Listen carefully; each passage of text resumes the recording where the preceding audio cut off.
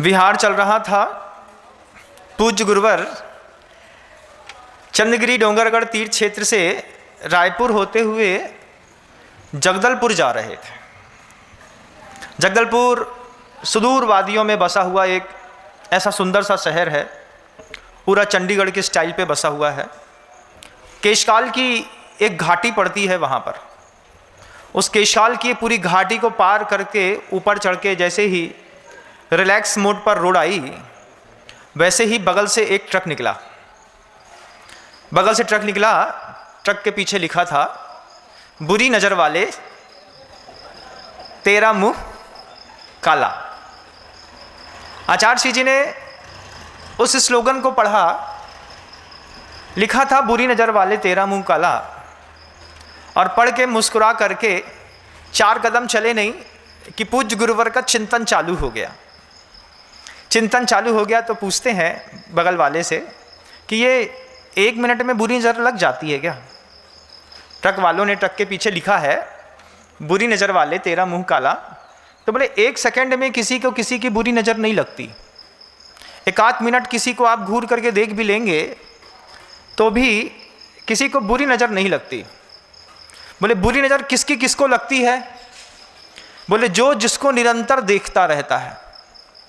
अब ये देखिएगा कि आपको कौन निरंतर देखता रहता है, उसी की नज़र लगेगी। और उसी के लिए लिखा है बुरी नज़र वाले तेरा मुंह काला। घर के अंदर रहते हैं, घर में रह कर के घर वालों पर ही पूज्य गुरुवर कहते हैं घर वालों की ही बुरी नज़र घर वालों पे पड़ती है। जाकर के अपने अपने घरों में देखिएगा। जो गाड़ी बगल से निकल गई, ट्रक 1 मिनट में निकल गया, उसको ना आप देख पाए ना समझ पाए। अरे क्या खाक बुरी नज़र डालेंगे उसके ऊपर? हम बुरी नज़र कहाँ पर डालेंगे? जिसका हमारा निरंतर संबंध और संपर्क होगा। हमारा निरंतर संबंध और संपर्क किससे है? हमारे इष्ट लोगों से है कि अनिष्ट लोगों से है? इष्ट लोगों से है महाराज। परिचित लोगों के बीच में जहाँ पर आप उठते हैं, बैठते हैं, खाते हैं, पीते हैं, सोते हैं, बुरी नज़र भी उन्हीं में से किसी की लगती है। अब पूज्य गुरुवर कहते हैं कि बुरी नज़र किसकी किसको लगती है। वो जो ट्रेन में आपको 1 मिनट के लिए मिला उसकी बुरी नज़र लग गई, बस स्टैंड वाले की लग गई, जिससे टिकट कटवाई उसकी लग गई, जिससे हमने 2 मिनट के लिए बहस करी क्या उसकी बुरी नज़र लग गई? नहीं। बुरी नज़र हमेशा जब भी कभी भी लगती है अपने परिचितों में से, अपने घर के अंदर रहने वाले घर वालों में देखिएगा। जब कोई ससुर अपनी ही बहू पर, अपना ही है ना, सब अपना है, कोई बुरा नहीं है, बाहर का नहीं है, लेकिन बुरी नज़र डालता है। बुरी नज़र वाले तेरा मुंह काला। कैसा काला? जब भाई भाई के ऊपर बुरी नज़र डालता है। जब अग्निभूति और मरुभूति 2 भाई थे ना, है ना, पार्श्वनाथ और कमठ के जीव जब पूर्व पर्याय में थे तब भी यही हुआ था, घर में बुरी नज़र डाली थी। महाभारत हुआ उस समय भी घर में बुरी नज़र डाली। कभी भाई ने भाई के ऊपर, कभी भाई ने अपनी भाभी के ऊपर, कभी भाई ने अपनी बहू के ऊपर, कभी ससुर ने अपनी बहू के ऊपर, कभी भाई ने अपनी बहन के ऊपर। भाई बहन का रिश्ता कितना भी पवित्र क्यों ना हो, उसके बाद भी अकेले घर में दोनों को अकेला नहीं छोड़ते। क्योंकि लिखने वाले ने तो लिख के चला गया, पढ़ने वाले ने पढ़ लिया, लेकिन जब कोई बात गुरुदेव पढ़ते हैं, गुरुदेव कहते हैं इस बात को कि बुरी नज़र जो है वो कहाँ लगेगी, किसकी लगेगी? ग्राहक को, दुकानदार और ग्राहक के बीच में परिवार है ना, इसमें भी कोशिश करिएगा बुरी नज़र वाले तेरा मुंह काला। जिस भी दुनिया के जितने भी तमाम लोग जो व्यवसायिक केंद्रों पे रोज सुबह 7:30-8 बजे जाकर के बैठते हैं, जिन्होंने ये इशूज़ बना के रखे हैं कि मुझे खूब पैसा कमाना है, उनको पैसा कमाने की टेक्निक नहीं आती। पैसा कभी भी दुकान खोल करके नहीं कमाया जाता।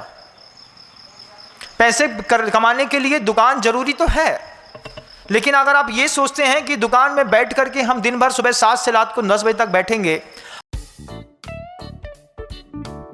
हर आने वाले ग्राहक को थोड़ा थोड़ा झूठ बोल करके 2-2, 5-5, 10-10, 100-100, 50 रुपये कमाएंगे। फिर आप किसी दिन करोड़पति बन जाएंगे। जिनकी ये पॉलिसियाँ होती हैं कि हमको दुकानदार को, ग्राहक को काट करके हमको पैसा कमाना है, ऐसे लोग बहुत जल्दी असफल होकर के अपनी दुकानें बंद करके चुपचाप घरों में बैठ जाते हैं।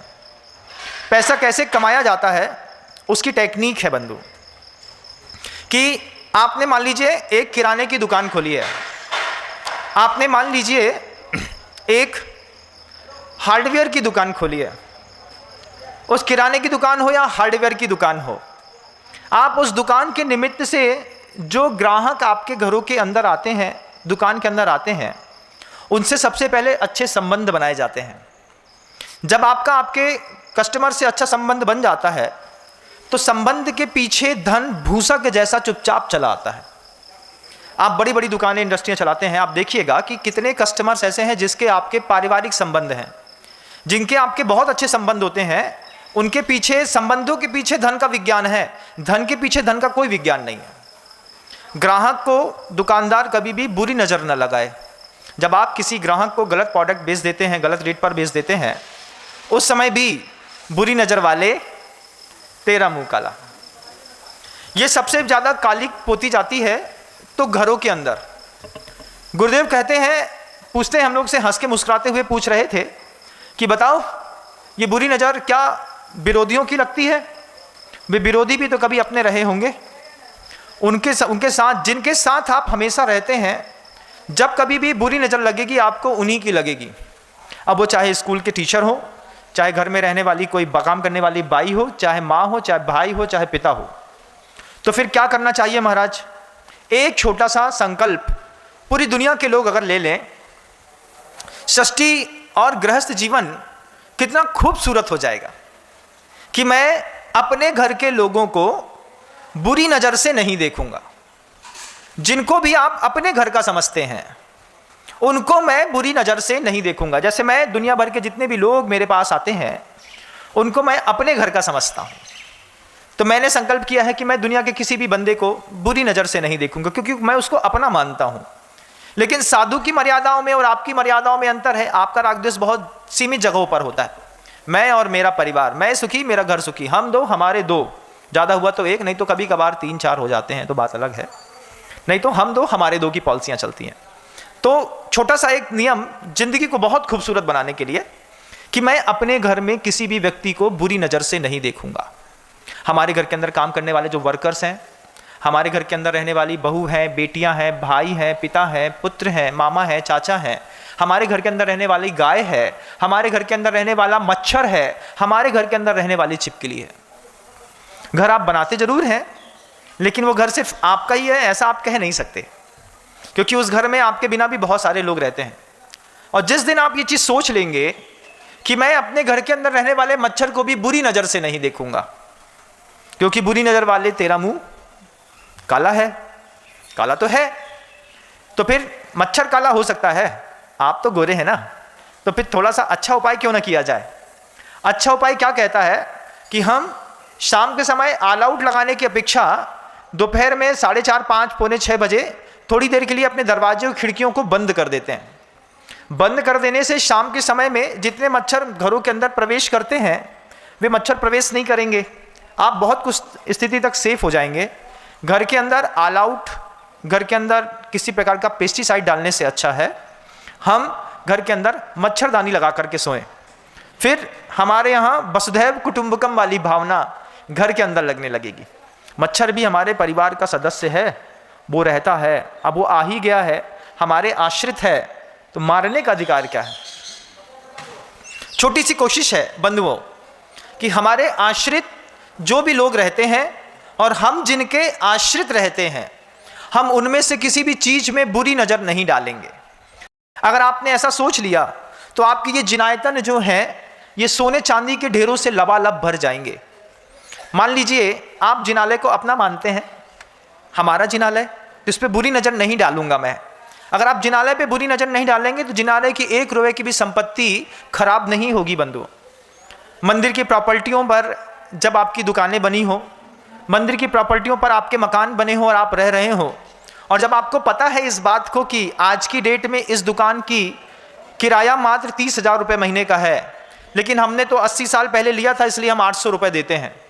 बुरी नज़र वाले, तेरा मुंह काला, क्योंकि तुमने क्या किया, भगवान की प्रॉपर्टी पर नजर डाली। दुनिया तो भाई का चुराती थी, पिता का चुराती थी, दुनिया के बहुत ज्यादा गिरे हुए लोग हैं, उन्होंने भगवान की प्रॉपर्टी चुरा करके अपने कब्जे में कर ली।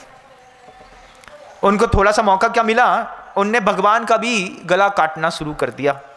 कैसे काटना, दुनिया भर के लोग आए, तीर्थ क्षेत्रों पर अपनी पुण्य के उपार्जन से उपार्जित धन को दान देकर के चले गए। सामने वाले ने काम किया तो अपनी मर्जी के रेट लगा लगा के तीर्थ क्षेत्रों का पैसा अपने घर तक पहुंचा दिया। बुरी नजर वाले, तेरा मुंह काला। सिखाना सबको, घर के अंदर भी छोटे से बच्चे को बताना है, महाराज जी कहते हैं बुरी नजर वाले तेरा मुंह काला। और बुरी नजर किस पे डलेगी, तो सिर्फ अपनों पर डलेगी। या तो हम जिनके आश्रित हैं उस पर हम बुरी नजर डालते हैं। छोटा सा बच्चा पिता पर बुरी नजर डालता है, किस बात की, ये पापा हमको जीने नहीं देते, पापा हमारे प्राण खाए रहते हैं, पापा जब देखो तब डांटते रहते हैं। बुरी नजर वाले, पापा हमसे दुश्मन हैं हमारे, ऐसी सोच है। ऐसा है नहीं, ऐसी सोच है। उस सोच में बच्चे को अपनी सोच सुधारने की जरूरत है। अगर ये छोटा सा विज्ञान भी हम सीख जाएं, जिंदगी कितनी सौंदर्यवान हो जाएगी बंधु, कि हम अपने परिवार के किसी सदस्य के ऊपर बुरी नजर नहीं डालेंगे। आप उसको परिवार का सदस्य मानिए। तो आप एक स्त्री को स्त्री देखते हैं, स्त्री को ऑब्जेक्ट के रूप में देखते हैं, स्त्री को अपनी बहन और मां के रूप में नहीं देखते हैं। ये आपका बहुत बड़ा दुनिया का दृष्टि दोष है। दिगंबर साधु 50,000 लोगों की भीड़ पर, 1 लाख लोगों की भीड़ पर, करोड़ों की भीड़ पर चुपचाप दिगंबर निकल जाता है। किसी ने दिगंबर साधु से पूछा कि ऐसे बिल्कुल नग्न होकर के आप रास्ते से निकल जाते हैं, जवान बेटियां रहती हैं, कन्याएं रहती हैं, महिलाएं रहती हैं, आपको बिल्कुल भी शर्म नहीं आती? साधु ने एक सीधा सा जवाब दिया कि हम उसको लड़की समझते हो तो लड़की देखने पर शर्म आए। अब बहन है, माँ है, जब विचारधाराओं में माँ और बहन जैसे संबोधन हमारे प्रवेश कर चुके हैं, तो जैसे आप अपने घर में बहुत कुछ छोड़ करके भी घूम लेते हैं और उस तरफ मेरी दृष्टि भी तो जाए, उस तरफ तो हमारी दृष्टि ही नहीं जाती। जब माँ बहन आती हैं तो साधु खुद ही अपनी नज़र नीचे करके चुपचाप आगे निकल जाता है। सृष्टि का सबसे बड़ा सौंदर्य है। प्रशांत रूपाय दिगंबराय देवादिदेवाय नमो जिनाय। ऐसा सुंदर रूप है वो कि उस सुंदर रूप में देवता भी उसको बार बार नमस्कार करते हैं।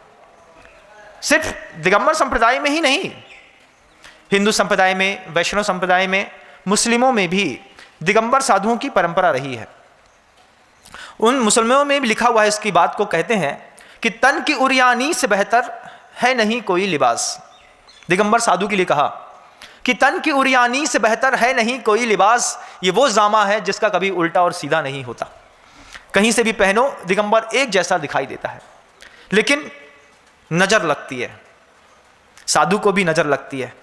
फिर माँ बहने को या करके उतार करके चले जाते हैं कि हमारे मुनि महाराज हैं, इनको नजर लग गई है, इनको उतार देते हैं। और हर अच्छे साधु की नजर तो समझदार माँ बहने चौके में उतार देती हैं।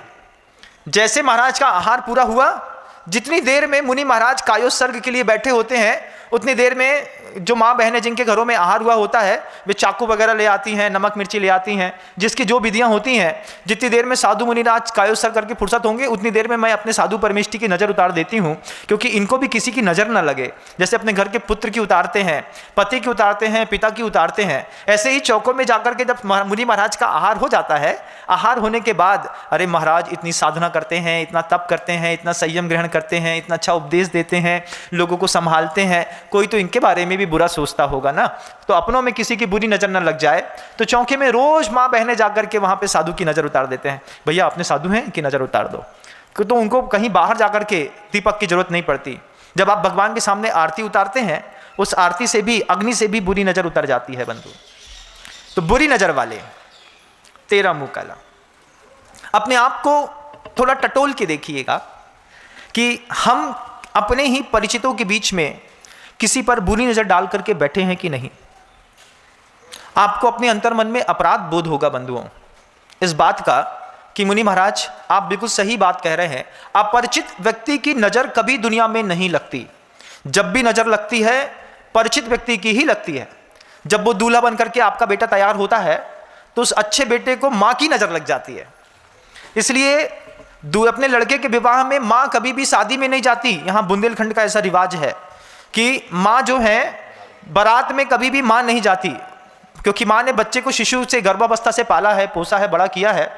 अब माँ ने उसके साथ जिंदगी के 20, 22, 24, 26 साल गुजारे हैं। अब वो माँ किसी और स्त्री के हाथ में अपने पुत्र को दे और उसमें माँ की नज़र लग जाए कि अरे हमारा बेटा तो तैयार होकर के बहुत सुंदर दिख रहा है, कितना अच्छा दिख रहा है, लेकिन अब वो हमारा नहीं रहेगा, तो किसका हो जाएगा? अब वो दूसरी कन्या आ गई है, अब उसके साथ प्रेम स्नेह से रहेगा, तो माँ की नज़र लग जाती है। तो माँ भी बारात पर कभी नहीं जाती बंधु दूल्हे की, वो घर पे बैठी रहती है। शादी करके जब वो दूल्हा विवाह करके घर के अंदर आ जाता है, फिर सारे मंगलाचार इत्यादि फिर करने लगती है। बुरी नज़र वाले तेरा मुंह काला। तो क्या करें महाराज कि घर में रह करके और एक दूसरे को बुरी नज़र ना लगे। पति पत्नी को लगाता है, पत्नी पति को भी लगा देती है। कई बार दंपति में जबरदस्त फाइटिंग होती है। फाइटिंग समझते हैं? फ्लाइटिंग नहीं, फाइटिंग, समझ रहे हैं? हाँ। तो ऐसे एक बार हमारे पास हुआ। हमारे पास एक दंपति आए और उनकी श्रीमती जी हमसे कहती है, महाराज जी हमारे श्रीमान जी को समझाइए, ये फाइटिंग बहुत करते हैं। हमने कहा क्यों? बोले चांटा मारते हैं। हमने दंपति को लड़ने की कला सिखा दी। वैसे साधु शांत होने की कला सिखाता है, लेकिन हमने उसको लड़ने की कला सिखा दी। हमने कहा तुम, क्योंकि हम जानते हैं दुनिया का कोई भी दंपति है बिना लड़े तो रह नहीं सकता। सुबह नहीं तो शाम, शाम नहीं तो सुबह। जिससे प्रेम करते हैं उससे उसको छीछा बहुत छोलते भी हैं, उसको छिलाते भी हैं। तो फिर हमने दंपति से कहा कि जब कभी भी आपस में लड़ना, तेज तेज आवाज में लड़ना, खूब तेज आवाज में, कोई बुराई नहीं है, बस आंख बंद करके लड़ना। शब्दों की लड़ाई, जुबान से होने वाली लड़ाई को आंख से नहीं करना बंधु। आंख से जिस दिन आप आंख बंद करके अपने पति से लड़ने लगेंगे, या पत्नी अपने पति से या पति पत्नी से लड़ेगा, कमरे के अंदर बंद हो जाओ, चिल्लाओ ना। तुमको कितनी बार समझाया है, तुमको समझ में नहीं आता, चिल्लाओ। आप देखिएगा आपके क्रोध की शक्ति 80% तक खत्म हो चुकी होगी। हम 80% विवाद आंखों से करते हैं, सिर्फ 20% विवादों के लिए शब्दों की वर्णाओं का सहारा लिया जाता है। जिस दिन हम अपने परिवार के अंदर झगड़ा हो रहा हो, आंख में पट्टी बांध लो और झगड़ा शुरू करो। बोले हमें तुमसे झगड़ना है, बोले झगड़ो, हम भी आंख बंद कर लेते, तुम भी आंख बंद कर लो। एक बार कभी आंख बंद करके झगड़ने का प्रयास करिएगा, लगेगा झगड़ा बहुत शानदार और खूबसूरत निकला। कभी इंप्लीमेंट करके देखिए ना। देखो, साधु की कला सीख करके जिंदगी को संवार लेना चाहिए। कि महाराज बोलते लड़ने को मना नहीं किया, क्योंकि महाराज जानते हैं तुमने दाम्पत्य जीवन बसाया है, तुम लड़ोगे थोड़ी थोड़ी सी बात में, चाय में, कॉफी में, कभी सब्जी में, कभी भिंडी में, कभी परवल में, कभी टमाटर में लड़ोगे, तुम जरा जरा सी बात में लड़ोगे। लेकिन बस इतना सा कसम खा लो कि महाराज कहते हैं आंख बंद करके लड़ेंगे, आंख खोल के नहीं लड़ेंगे। इतने में जिंदगी खूबसूरत हो जाएगी और दुनिया में कभी किसी को नजर न लगेगी। गुरुदेव ने उस ट्रक के पीछे लिखा हुआ 2 शब्द क्या पढ़ा, बुरी नजर वाले तेरा मुंह काला। और बस गुरुदेव ने इतना ही पूछा था हम लोगों से कि बताओ नजर परिचित की लगती है कि अपरिचित की लगती है। वो ट्रक वाला तो धक्का मार के निकल गया, अब उसको हमारी क्या बुरी नजर लगेगी, हम उसको देखें तब तो। लेकिन जब आप निरंतर किसी पेड़ को देख करके उसको बैड वाइब्रेशन देते हैं, जब आप निरंतर अपनी गाय को, जब वो दूध देना बंद कर देती है, उसके बाद आप बार बार उसके बारे में नज़र लगाते हैं, किस बात की, कि अब इसको तो कसाई के यहाँ बेच देते हैं, किसी को भी बेच देते हैं, गौशाला में डाल देते हैं, किसी को दान कर देते हैं। उस बुरी नज़र से, आपकी बुरी नज़र से अपनों की उम्र कम होती है बंधु, अपनों की उम्र कम होती है। जब आप अपने घर के अंदर बैड वाइब्रेशन देते हैं, बार बार सोचते हैं अरे ये तो हमको जीने नहीं दे रहे, देखना एक दिन इनको हार्ट अटैक आएगा, हार्ट अटैक आएगा। तो हार्ट अटैक तो नहीं आएगा, हो सकता है हार्ट अटैक के बहाने कैंसर आ जाए, कोई दूसरी प्रॉब्लम में फंस जाए। फिर आप बार बार देखा, मैं जानता था ये ऐसे ही किया, इसने ऐसे ही किया, इसने ऐसे ही किया। बुरी नज़र बहुत बेकार होती है। अपने घर में, अपने परिवार में बस कोशिश हो इस बात की कि हम खुद नहीं लगाएंगे। एक विज्ञान है दुनिया में अपने परिवार को बहुत अच्छे तरीके से चलाने का।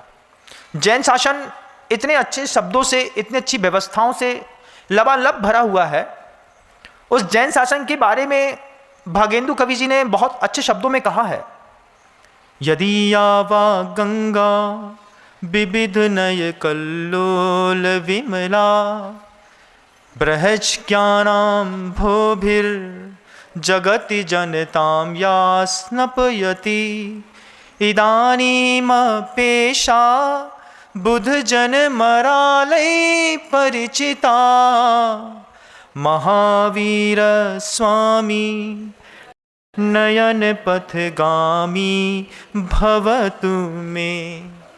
क्या है वो? यदि या वाग गंगा विविध नय कल्लोल विमला, वो जो भगवान महावीर के मुख से निकली हुई वह गंगा है, विविध प्रकार के नए से तरंगों से उछलती, प्रमाणों से नए से उछलती हुई आपके घर तक आकर के आपके अंतर मन को पवित्र करती है।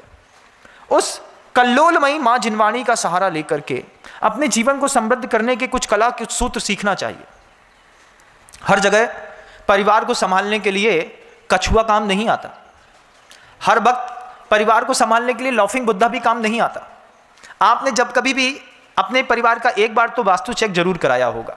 जीवन में थोड़ा भी व्यक्ति आर्थिक संपन्नताओं में ऊपर उठता है, सबसे पहले उसको ये दिखता है यार एक बार एक वास्तु शास्त्री को दिखा लेते हैं। यार भैया नींद नहीं आ रही, पैसा नहीं बढ़ रहा, घर के अंदर बिल्कुल तरक्की नहीं है, अच्छा नहीं लगता है, भूत भूत दिखते हैं, दरवाजे ठोकने की आवाज़ आती है, सांप सांप दिखाई देता है। दुनिया भर के इतने ज़्यादा मतलब आदमी के एक्सक्यूज रहते हैं अपने लिए, खुद के लिए, कि मुझको मेरे घर में, मेरे बनाए हुए घर में खुद सेटिस्फैक्शन नहीं है। तो अपने सेटिस्फैक्शन के लिए दुनिया में हर गृहस्थ एक बार जीवन में जरूर, एक बार, दो बार, तीन बार, कई लोग तो बार बार, कई लोग तो ऐसे होते हैं कि सांस भी लेते हैं तो वास्तु शास्त्री से पूछ लेते हैं कि भाई बुधवार का समय है, दाएं नाक से लेनी है कि बाएं वाले से लेनी है। वो बता देता है भैया दाएं से कि बाएं से। तो कुछ लोगों का चेहरा ही ऐसा हो जाता है, उनकी नाक टेढ़ी हो जाती है। क्यों? बात बात में वास्तु का प्रयोग, बात बात में स्वर विज्ञान। तो जब भी कभी आप अपने घर में एक बार आपने वास्तु चेक कराया होगा और वास्तु शास्त्री ने कहा होगा कि S5 में अपने घर का दरवाजा रखिए, फिर वास्तु शास्त्री ने आपको बताया होगा कि आप अपनी बैठक में एक लाफिंग बुद्धा रखिए, फिर वास्तु शास्त्री ने कभी आपको हवाओं के सहारे से बजने वाले उस सिंगिंग बेल को अपने घरों में लगाने के लिए बोला होगा। कभी वास्तु शास्त्री ने आपसे ये भी कहा होगा कि घोड़े की नाल पहन लीजिए, आपका काम हो जाएगा। कभी वास्तु शास्त्री ने आपको अपने घर के अंदर कछुआ पालने की सलाह दी होगी, लेकिन ये भी बताया होगा कि 2 कछुए एक साथ मत पालिएगा, घर में एक ही कछुआ पाला जाता है। कभी कछुए वाली अंगूठी आपने पहनी होगी। दुनिया भर के इस तरीके के वास्तु के जब आपने अपने जीवन में प्रयोग किए और प्रयोग करने के बाद भी हंसी आती है ना, क्योंकि ये सबसे कुछ होता जाता नहीं है, लेकिन आप करते हैं, क्या समझे? तो ये सारे प्रयोग किए, लेकिन सर्वज्ञ परमेष्ठी श्रमण महावीर स्वामी कहते हैं कि यदि या वाग गंगा विविध नय कल्लोल विमला, अगर आपने भगवान महावीर की देशना से एक वास्तु की अंगूठी अपने उठाई होती, एक वास्तु विज्ञान प्रभुवर भगवान महावीर का ऐसा है कि अपने घर की, अपने पूरी की पूरी जीवन की हर परेशानी मिटाने के लिए भगवान महावीर स्वामी बार बार इस बात को कहते हैं कि अपने घर के अंदर रहने वाले प्रत्येक व्यक्ति की लेस्या क्या वास्तु बदलिए। महाराज ये क्या है? लेस्या का वास्तु होता है बंधुओं, घर के अंदर आदमी की, प्रत्येक जीव की अपनी अपनी परिणतियां होती हैं। आचार्यों ने बहुत सरल शब्दों में लेस्या की परिभाषित करते हुए कहा, कसायानुरंजित योग प्रवर्तित लेस्या। कसाय से लिपि पुती, कसायानुरंजित, जैसे आप थोड़े बहुत केले को उठा करके और बेसन के घोल में पूरा का पूरा डुबा देते हैं, ठीक ऐसे ही कसायानुरंजित योग प्रवर्तित लेस्या। लेस्या क्या है? कसाय से लिपि पुती, मन की, वचन की, काया की प्रवृत्ति का नाम लेस्या है। अब वो लेस्या क्या करती है घर के अंदर? उसी लेस्या के माध्यम से घर के अंदर बुरी नजर लगती है बंधु। 6 प्रकार की लेस्या हैं, पीत, पद्म, शुक्ल, कृष्ण, नील और कापोत। ऐसी 6 लेस्या, 3 शुभ 3 अशुभ, क्रोध, मान, माया और लोभ, इन 4 कसाय का सहारा लेकर के मन की, वचन की और काया की जो प्रवृत्तियां आप करते हैं, क्रोध का सहारा लेकर के, क्रोध कसाय का सहारा लेकर के जो आपने मन का दुष्परिणाम पैदा किया, तुमको देख लूंगा, तुमको छोड़ूंगा नहीं, करते हैं। मन का, क्रोध का कसाय का सहारा लेकर के आपने वचन का परिणाम लेकर के किसी को बहुत बुरे बुरे शब्दों में संबोधित कर दिया, या फिर क्रोध का सहारा लेकर के मन, वचन और काया के माध्यम से आपने किसी को लगा दिया, और या फिर तीनों एक साथ कर लिया। तो क्रोध के कारण, लोभ के कारण, मान के कारण और माया के कारण कितने भंग बनते हैं, कभी शांति से बैठ करके सोचना। लोभ कसाय अंतर में प्रवेश करी और अंतर में प्रविष्ट उस लोभ कसाय का सहारा लेकर के मन की प्रवृत्ति को कितना बिगाड़ा हमने। अरे ये तो बहुत पैसा वाला है, ये हमको 2-5-10 लाख देगा कि नहीं देगा। पहले मन की प्रवृत्ति बिगाड़ी, फिर वचन की प्रवृत्ति लोभ कैसा बिगाड़ता है जानते हैं, कोई काम का नहीं है। अरे रे रे रे भाई साहब आइए बैठी बैठी बैठी, क्यों काय के लिए बैठाया, पैसे वाले आदमी है, नहीं बैठाएंगे तो फिर अरे आपके जैसा तो कहने क्या। इस लोभ कसाय के चक्कर में 80 साल का बुढ़ा 12 साल के बच्चे को बब्बा कहता है, अरे बब्बा तुम तो मान जाओ ना, बस ठीक है ले जाओ ले जाओ ले जाओ। अब लोभ कैसी नौटंकी कराती है आपके जीवन में, मन की, वचन की और काया की भी। लोभ की प्रवृत्ति के कारण घर के अंदर कितने सारे काम करने पड़ते हैं। कसायानुरंजित योग प्रवर्तिर लेश्या। अब उस लेश्या का परिणाम सुधारने की जरूरत है।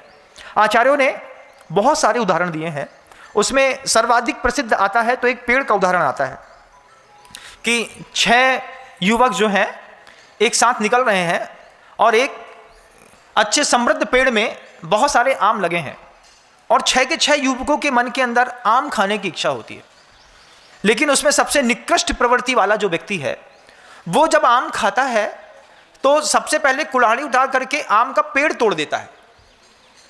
आम का पूरा पेड़ दर से काट करके पूरा का पूरा पेड़ गिर गया। अब जब पेड़ पूरा गिर गया, गिरने के बाद एक ही तो आदमी था, आम के पेड़ से चाहता तो थोड़ी प्रतीक्षा करके पके पके फल जो नीचे गिरे थे उनसे भी अपनी भूख मिटा सकता था। लेकिन जो कृष्ण लेश्या वाला जीव है वो पूरे के पूरे पेड़ को नीचे से पहले पूरा काट देगा। काटने के बाद जब पूरा पेड़ गिर गया, गिरने के बाद उस पेड़ से 4-6 फल उठाएगा, खाएगा और आगे चलता बनेगा। ये क्या हुआ बंधुओं, ये कृष्ण लेश्या। घर में लाफिंग बुद्धा रखिए या नहीं रखिए, लेकिन घर में विनम्र सागर महाराज की आवाज जरूर रखिएगा और बैठक में रखिएगा, उस वक्त रखिएगा जिस वक्त अनुपमा सीरियल आता है। आपको अच्छा लगेगा क्योंकि अनुपमा आपको कुछ उदाहरण देके नहीं जाएगी, लेकिन वाणी सदा कल्याणी, वो कुछ ना कुछ दे के जाएगी। अब पूरा का पूरा पेड़ उस व्यक्ति ने नीचे से काट दिया है। कृष्ण लेश्या वाला जीव है, अत्यधिक क्रोधी, अत्यधिक मानी, अत्यधिक लोभी, अत्यधिक मायावी, जिसकी कसाई की स्थितियां हैं। ऐसा व्यक्ति अपने मन, वचन और काया की परिणति का प्रयोग करके, काया से पूरी क्रोध की उत्कृष्टतम प्रवृत्ति का प्रदर्शन करके उसने पूरा पेड़ काट दिया। लोभ की उत्कृष्टतम प्रवृत्ति के कारण उसने पूरा पेड़ गिरा करके उसमें से 4-6 फल खाए और चलता बना। आपने कभी ऐसा किया है कि नहीं, बताओ। अच्छा, कभी आम का पेड़ काटा है? नहीं काटा होगा। लेकिन अगर आपने ऐसा नहीं किया है, ऐसा आप कह नहीं सकते, क्योंकि जब मैं कहता हूं तो फिर आप ऐसा ऐसा सिर हिलाते हैं। हाँ महाराज, ऐसा हमने भी किया है। आम का पेड़ तो उदाहरण है, आम के पेड़ पे मत जाइएगा। आप ये देखिएगा कि कई बार आम क्या करता कि एक बार आपने तीव्र कसाय के कारण जो है पूरा का पूरा पेड़ काट दिया। अब पेड़ काट देने के कारण दोबारा ना आप उस पेड़ की छाया ले पाएंगे, ना दोबारा फल ले पाएंगे, और आप ही नहीं, दूसरा भी कोई ना उसकी छाया ले पाएगा ना फल ले पाएगा। वो पेड़ एक बार के भोजन करने के चक्कर में, पेट भरने के चक्कर में हमेशा हमेशा के लिए चला गया। आचार्य परमेष्ठी आम के पेड़ का उदाहरण देकर के अपने संबोधन को कहते हैं, पूज्य गुरुवर कहते हैं कि कृष्ण लेश्या का सहारा लेने वाले जीव ने जैसे जड़ से पेड़ काट दिया, ठीक वैसे ही हमने अपने जीवन में कितनी बार सहयोग का पेड़ काटा है। किसी व्यक्ति से आपने किसी प्रकार का सहयोग लिया, भैया हमारे घर में शादी है और 2 लाख रुपए की जरूरत है। जब आप मांगने गए थे तब कितने दरिद्र, दीन और भिखारी होकर के मांगा था आपने। कैसा मांगा था? भाई साहब दे दो भाई साहब, नहीं तो हमारी बच्ची का शादी नहीं हो पाएगी, संबंध नहीं हो पाएगा, पूरी दुनिया में सिर्फ आपके ऊपर भरोसा है। अगर आज मैं आपके पास से खाली हाथ चला गया तो मैं यहां से जहर खा लूंगा, मर जाऊंगा। कैसी नौटंकी करी थी। इतनी दयालुता, दरिद्रता, दीनता के साथ आपने किसी से 2 लाख रुपए लिए। उसने आपके आंसू के ऊपर भरोसा करके, उसने आपकी बेटी को अपनी बेटी समझ करके, इस बात पर भरोसा करके, उसने आपकी विपन्न परिस्थिति का भरोसा करके आपको 2 लाख रुपए का सहयोग दिया। आपने सहयोग किया, उसने सहयोग लिया, लेकिन जिसने सहयोग लिया उस व्यक्ति ने 2 लाख रुपए लेकर के शादी कर दी। शादी करने के बाद कसम खा ली थी कि भैया 1.5 महीने के अंदर पैसा दे देंगे। जब तुमने सामने वाले व्यक्ति को भरोसा, तो उसने तुमको भरोसा दिया ना 2 लाख का, तुमने उसको जुबान का भरोसा दिया, भाई साहब 2 महीने के अंदर पूरा पैसा वापस कर दूंगा। ठीक है, अब उस पैसे को धीरे धीरे धीरे धीरे करके आपने 2 महीने बाद क्या किया, भाई साहब व्यवस्था तो नहीं हो पाई, ये 12,000 रुपये रख लो। 12,000 दिए, फिर कभी 4,000 दिए, फिर 6,000 दिए, फिर 3 महीने भूल गए। फिर सामने वाले व्यक्ति को याद आया कि भैया उसको 2 लाख रुपए दिए थे और 2 लाख रुपए उसने अभी 26,000 रुपये कुल वापस किए। फिर एक दिन उस व्यक्ति ने 6 महीने बाद तगादा किया, भैया तुमने 2 लाख नहीं पहुंचाए। अरे भैया पैसे की व्यवस्था नहीं बन रही है, एक काम करते हैं ये पैसा थोड़ा सा और रख लो, तो 4,000 फिर दे दिए। फिर एक दिन नौटंकीबाजी करी तुमने, बोले हमारे पास पैसे नहीं है, हमने पत्नी का मंगलसूत्र बेच करके आपको 20,000 दिए। धीरे धीरे करके आपने 70, 80, 90,000 रुपये चुका दिए, लेकिन 1,10,000 रुपये 3 साल बाद भी बचा रहा। आपने क्या किया पता? आपने एक दयालु व्यक्ति के घर में लगा, मन में लगा हुआ सहयोग का पेड़ जड़ से काट दिया। क्या वो व्यक्ति दुनिया में कभी दूसरे की मदद करेगा? करेगा? कभी नहीं करेगा। आपने कभी सोचिएगा बंधुओं, दुनिया भर के तमाम मां बहनें, तमाम बिजनेसमैन जो मेरी इस बात को सुन रहे हैं, वो सोचिएगा इस बात को कि आपने कभी किसी सहयोग के पेड़ को काटा है कि नहीं। आम का पेड़ तो उदाहरण मात्र है। आम के पेड़ का सहारा लेकर के आचार्य भगवंत कहते हैं, आपने सहयोग का पेड़ काटा कि नहीं काटा?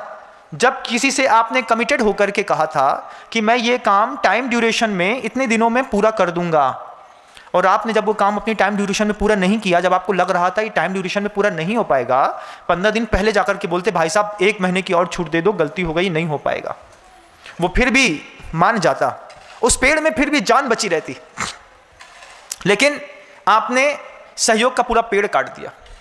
अब दुनिया में एक ऐसा दयालु व्यक्ति जिसने सोचा था कि मेरे पास अपार संपत्ति है, इस अपार संपत्ति का प्रयोग मैं लोगों में दया भाव में, करुणा भाव में करूंगा, लेकिन एक बार आपने उसके साथ छल करके उसके अंतर्मन में जो सहयोग का पेड़ लगा था उसको एक बार क्या काटा, उसने इतना कठोर और निष्ठुर जीवन हो गया उस व्यक्ति का, उसने संकल्प कर लिया दुनिया में कभी किसी की पैसे की मदद नहीं करेंगे। ऐसा होता है ना, आप भी करते होंगे। अब आप बताइए कि आपने कभी कोई आम का पेड़ काटा है? काटा है महाराज? बिल्कुल, हर एक व्यक्ति दोषी है इस तरीके से एक एक वृक्ष को उखाड़ने का। जितने लोगों ने आपके ऊपर विश्वास किया था, आपने एक सहयोग का, एक विश्वास का पेड़ कभी ना कभी किसी ना किसी का तो जरूर काटा होगा। मुख के ऊपर बहुत अच्छा कह रहे होगे, धीरे से फोन करके पुलिस वाले को फोन किया होगा, भैया वो जो व्यापारी है वो यहाँ पे घूम रहा है, आके ले जाओ। फिर बाहर आके हम उसको रोकते हैं, अच्छा बैठिए चाय पिलाएं, ये करे वो करे।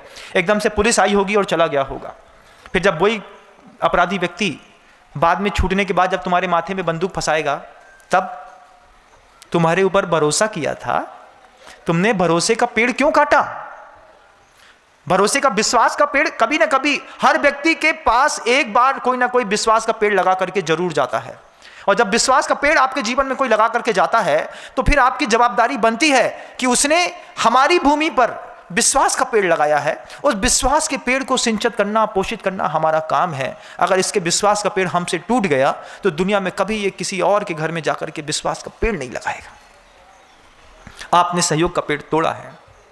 साधु साध्वी भगवंत भी, हम लोग जब विहार करते हैं तो हम लोग देखते हैं, एक अच्छे स्कूल पे गए, स्कूल वाले ने स्कूल देने से मना कर दिया। स्कूल नहीं देंगे। क्यों नहीं देंगे? क्योंकि आपके जैसे पहले भी कोई साधु आए थे, वे साधु हमारी पूरी स्कूल गंदी करके चले गए। हमारे स्कूल के बैकग्राउंड में उन साधुओं ने जंगल हो आए, शौच कर लिया, कहीं लघुशंका कर दी, कहीं पे खाना बनाया तो पूरा का पूरा मचा के चले गए, टॉयलेट चौक करके चले गए श्रावक। जब किसी व्यक्ति ने आपको, आपके साधु भगवंतों को, श्रावकों को रहने के लिए बियाबान जंगल में अपना होटल, अपना कमरा, अपनी धर्मशाला, अपना स्कूल दिया था, उसने सहयोग किया था ना। लेकिन इस बात की कितनी कमी है कि हम जब किसी का सहयोग ले तो लेते हैं, लेने के बाद हम ऐसा उस सहयोग के पेड़ को काट के फेंकते हैं कि सामने वाले का अंतर्मन इतना छलनी होता है, दोबारा कभी किसी बड़े बड़े साधु तक को वहां पर रुकने की जगह नहीं दी जाती। ये सहयोग का पेड़ कई बार श्रावक काटता है, कई बार साधु काटता है। मैं कितनी बार साधु भगवंतों को भी कहता हूं कि जहां कहीं भी, जिस भी विद्यालय में रुको, किसी के घर में रुको, उसके आसपास के डाइस एरिया में कहीं पर भी किसी भी प्रकार की गंदगी ना हो, इस बात का ध्यान रखना चाहिए। साध्वी भगवंतों को भी इस बात को सीखना चाहिए कि वे दुनिया भर के जितने भी साध्वी भगवंत हैं जो बिहार इत्यादि के समय पूरी की पूरी स्कूलों में आगे पीछे जाकर के जो खराब कर देते हैं, उसके माध्यम से पीछे आने वाले साधुओं के लिए रास्ते रुक जाते हैं। क्या आपने कभी ऐसा सहयोग का पेड़ काटा है? काटा होगा।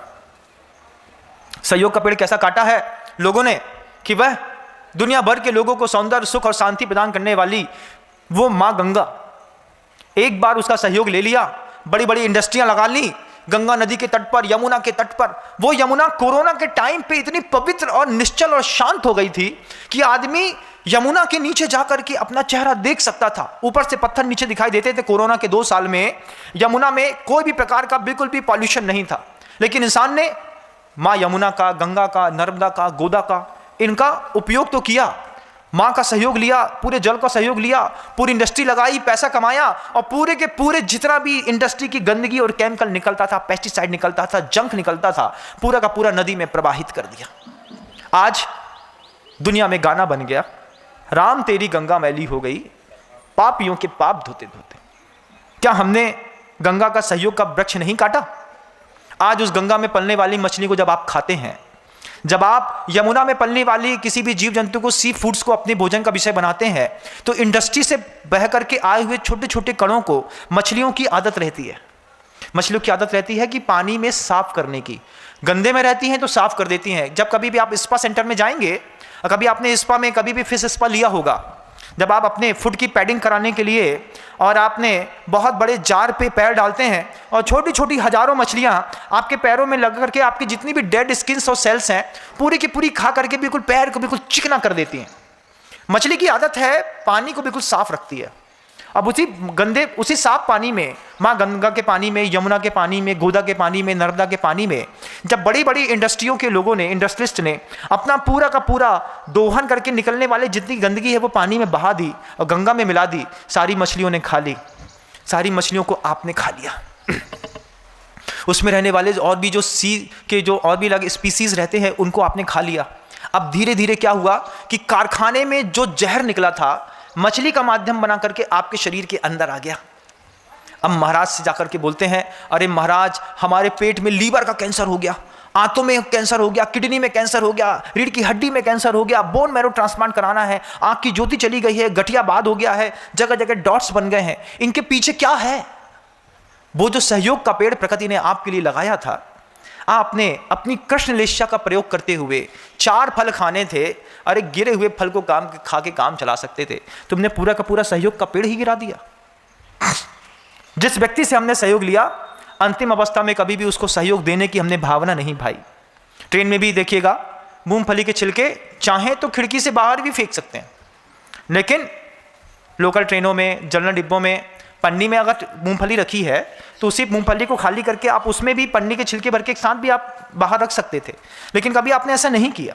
दुनिया में जहां कहीं भी गंदगी दिखे, स्वच्छ भारत अभियान चला रहे हैं नरेंद्र भाई मोदी, मैं आपसे कहना चाह रहा हूं, अगर इस सहयोग का वृक्ष आपने सुरक्षित रखा होता तो दुनिया में एक भी जगह कहीं पर भी किसी प्रकार की गंदगी नहीं दिखती। विदेशों में जाकर के एक बिस्लरी की खाली बटल भी रोड पे फेंक के दिखाइएगा, तुरंत $50 का जुर्माना होता है। क्यों? क्योंकि वहां की कॉन्स्टिट्यूशन इतने टाइट है कि सहयोग का वृक्ष खराब नहीं करना। मैं अपने शब्दों की सीमाओं को लांघ गया, आपका समय बहुत ज़्यादा हो गया बंधु, 9:50 हो गए हैं, और पहले कोशिश करता हूं कि 1 घंटा बोलने की, लेकिन आजकल थोड़ा समय कम मिलता है, कल से प्रयास करूंगा थोड़ा और बोलने का। मेरी घड़ी पे अभी नजर गई। मैं बस इस बात को कहना चाहता हूं अंतिम शब्दों में कि समस्या का समाधान बहुत सुंदर तरीके से खोजिएगा अपने जीवन में, और देखिएगा कि कहीं कभी आपने अगर किसी के सहयोग का पेड़ काटा हो तो उस पेड़ को दोबारा जीवित करने का प्रयास करिए, जिंदा हो जाएगा।